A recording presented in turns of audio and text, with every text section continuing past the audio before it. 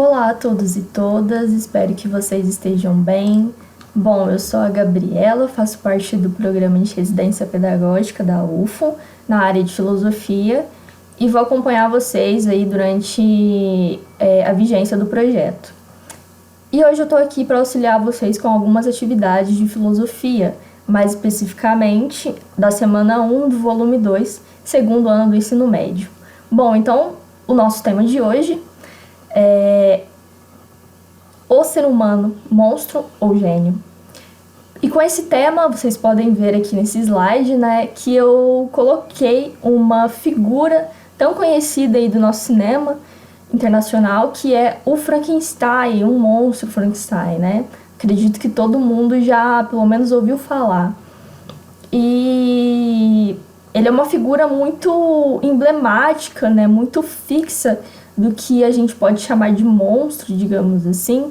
Por isso que eu trouxe essa imagem para vocês, e a gente vai ver um pouquinho também, para a gente se inserir no assunto, um pouco da obra original. Não sei se alguém já leu, eu recomendo muito, é uma obra que eu gosto muito, chamou Frankenstein, foi escrito pela Mary Shelley, e daí que se originou o filme, né, a produção cinematográfica.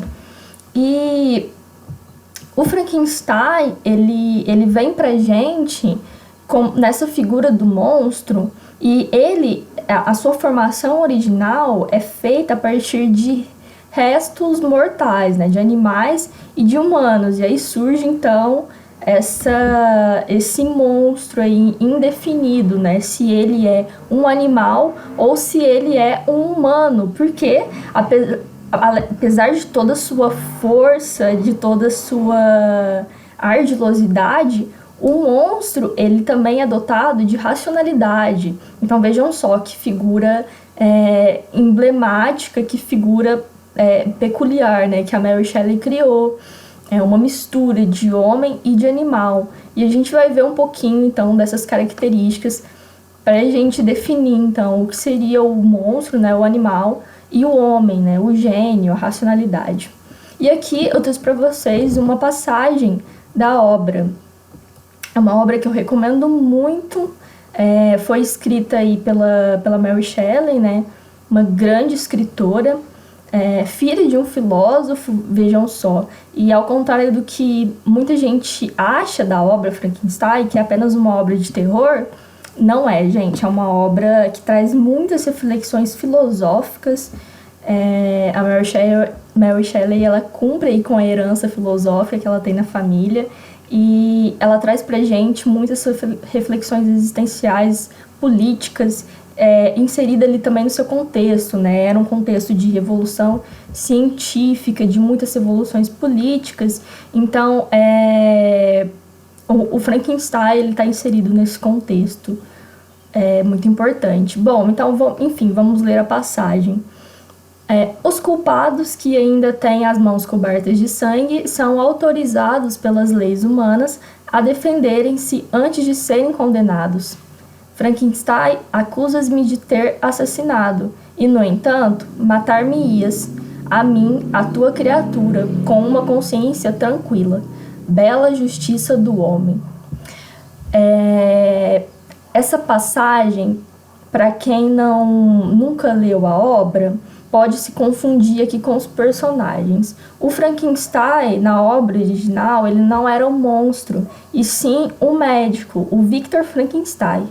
E o monstro, né, ele não tem nome, ele só é chamado de monstro e de criatura. E aqui a gente tem uma passagem do monstro fazendo aí essa fala sobre o médico, né, o seu criador, o seu artífice, que é o Frankenstein. E aqui, né, ele tá em uma espécie de desabafo, falando sobre a justiça do homem, né? Que justiça é essa? Se o Frankenstein, o Victor Frankenstein, aquele que me criou, queria, então, me matar e me acusa de assassinato. Então, vejam só, um monstro, né? Ele comete atrocidades, sim, mas ele tem essa capacidade humana. Então, por isso que o Frankenstein, ele é meio homem, meio animal. Então, bom, eu trouxe essa figura aí pra gente tentar ter um discernimento entre o homem e o animal. Vamos ver isso agora com base no nosso texto. Vou sumir aqui rapidinho para vocês verem melhor o slide. Bom, então a nossa pergunta central: quanto há em nós de babuíno e quanto há de ser humano? Bom, o que representa o animal, então a gente já disse, é a irracionalidade, a brutalidade e o instinto, né? É assim que os animais agem, por instinto, por impulso. Porque os animais, eles visam sempre a sobrevivência, nada mais que isso. Eles não têm racionalidade, né? Diferente do homem, o que representa o homem é, enfim, a racionalidade, o ato de pensar, né? Esse espírito humano que a gente tanto fala na filosofia. Então, cada qual, o homem ou o animal, se comporta segundo suas necessidades naturais. Eu peço que vocês tenham bastante atenção nessas palavras grifadas em vermelho, em negrito vermelho, porque elas são bem o foco do que a gente está trabalhando. Então, essas necessidades naturais, né? Para o animal é a sobrevivência, e para o homem vai muito além disso, né? Para o animal, a força e o ataque se fazem necessários, em contraste do homem, né? Que é muito mais além disso, né? A gente não precisa atacar para sobreviver, a gente não precisa usar a força para sobreviver, porque a gente vive em sociedade, né? São contextos diferentes, né? Nós temos a capacidade de pensar. Então, para o homem, faz-se necessário o pensamento, a convivência com outros humanos, né? Então, aí é o que nos diferencia do animal. Então, os homens superam a brutalidade, a animalidade por onde, né? Quais são as necessidades dos homens? Então, aqui surge essa pergunta, né? Onde está, então, onde quebra essa linha que nos separa dos animais, né? O fim da brutalidade, que vem pela cultura. Apenas o homem é capaz de produzir cultura, que é um termo muito abrangente, né? Que envolve muitas coisas. Então, diferente dos animais, que se encontram presos em uma vida simples, uma vida sem muitas demandas, porque vejam bem, o animal ele não tem muitas preocupações, né? Ele visa apenas a sua sobrevivência, né? Viver. Já o homem, ele possui a liberdade do pensamento, a arbitrariedade e o poder de escolha. E isso faz com que o homem procure muito mais do que além da sua sobrevivência, né? A sua simples sobrevivência. E isso faz de nós seres abstratos, seres complexos, diferente dos animais que são seres simples, né? Então, os homens, em consequência dessa liberdade, desse poder de escolha, possuem necessidades espirituais, né? E aí que entra esse conceito aí de espírito humano. Então, gente, essas necessidades referentes ao espírito diz respeito a tudo que é intelectual, tudo que é pensante. E aí, né, surge a outra questão. Se nós somos seres pensantes, logo nós nos comunicamos de maneira diferente dos animais, né? Então, como nós nos comunicamos? Os homens se comunicam pela linguagem, veja que está em negrito vermelho aqui. Mas é uma linguagem simples? É uma linguagem animal? Não. Os animais também têm uma linguagem, mas é uma linguagem objetiva. Já os homens, nós, somos seres inteligentes que contamos com simbologias, com abstrações, com oralidade, expressões corporais e etc, né? E essa linguagem, ela propicia pra gente troca de ideias, troca de informações complexas, abstratas, modos de pensar, e por aí vai, né? Modo de se portar, e isso abarca toda a troca de dados intensos, né? Ora, como uma simples conversa humana traz uma infinita troca de dados, né? O que é diferente para os animais. Então, a gente conclui a partir disso, né, de que o homem se diferindo dos animais pela cultura, pela capacidade de linguagem de racionalidade, né, o homem ele tem o poder de construção, de mudança, né? A gente pode entender essa construção como processo de mudança também, né?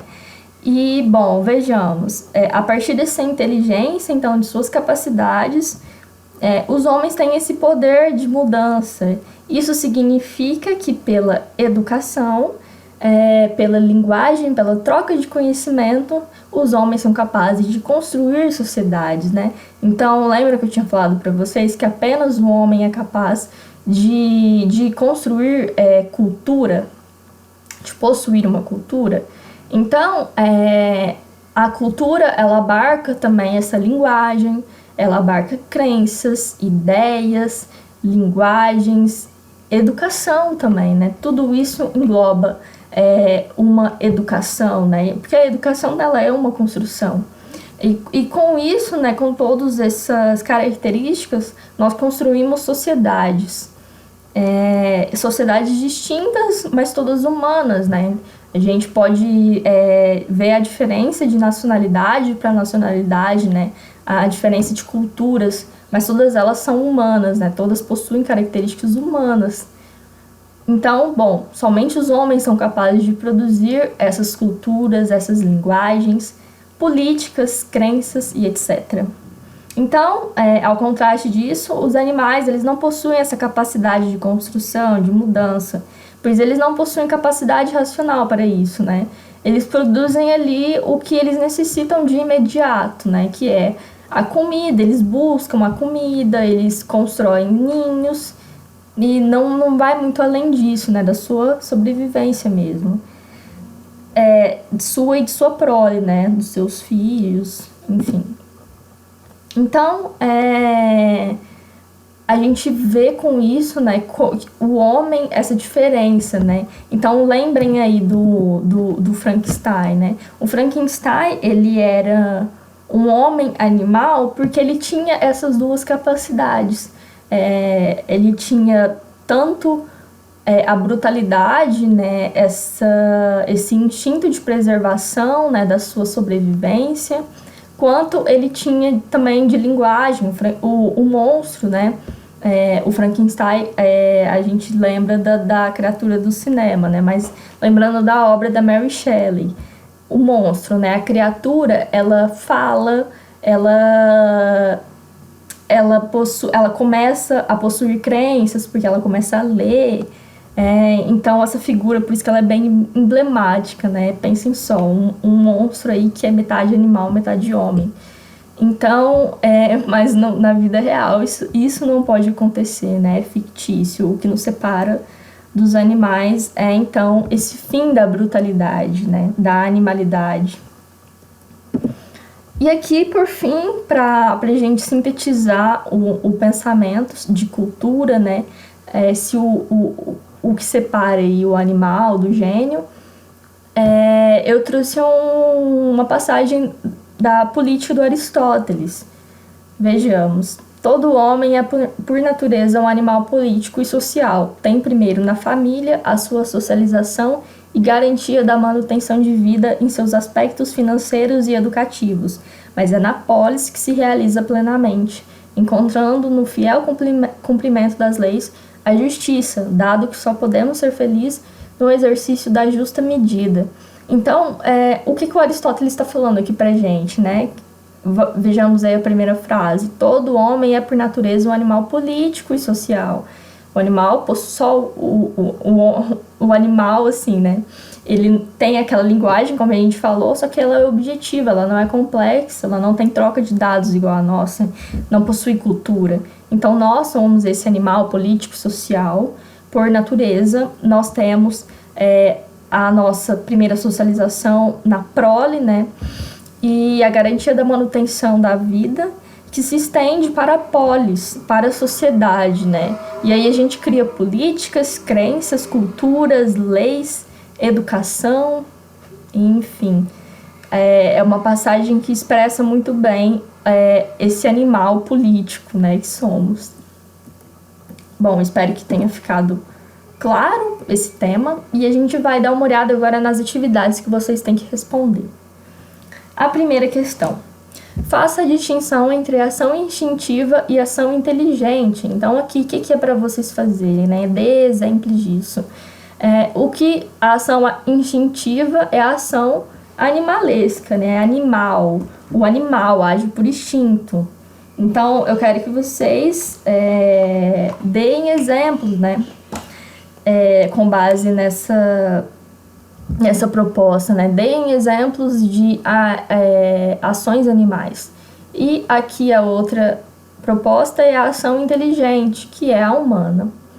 A segunda questão é bem fácil essa primeira, né, gente? A segunda questão, uma citação, vamos lê-la. É impossível sobrepor no homem uma primeira camada de comportamentos que chamaríamos de naturais e em um mundo natural, um mundo cultural ou espiritual fabricado. No homem, tudo é natural e tudo é fabricado, como se quiser, no sentido em que não há uma só palavra, uma só conduta que não se deva algo ao ser simplesmente biológico e que, ao mesmo tempo, não se furte a simplicidade da vida animal. É uma passagem do Merleau-Ponty, Fenomenologia da Percepção. Nessa passagem, o Merleau-Ponty, ele tá aqui nos dizendo, né, que nós não somos presos a essa simplicidade da vida animal, né, essa vida objetiva. Nós somos seres complexos. Então, os comportamentos que chamaríamos de naturais, eles se mesclam ao que é fabricado, né, ao que é artificial. Porque nós, humanos, lembre daquilo, né, que a gente conversou, nós temos essa capacidade de construção, de mudança. E é acerca disso que vocês precisam focar nessa citação. Então, a proposta aqui do enunciado, a partir da citação de Merleau-Ponty, explica o que significa dizer que para o ser humano tudo é natural e tudo é fabricado. Dê exemplos. E a última questão, faça uma dissertação relacionando o tema do capítulo e a citação do filósofo francês Pascal. O homem não passa de um caniço, o mais fraco da natureza, mas é um caniço pensante. Então aqui o Pascal, ele está fazendo uma relação, né, de que o homem ele é fraco, talvez um dos mais fracos da natureza, né, porque a gente não tem a força aí dos animais, mas ao contraste disso, ele é um caniço pensante, né, apesar de ser o mais fraco da natureza, nós temos essa capacidade de pensar, né, então faça a relação entre o que a gente viu e essa passagem. Bom, gente, então, por hoje foi isso. Espero que vocês tenham compreendido. E qualquer dúvida, vocês podem mandar as questões. Obrigada pela atenção e até mais.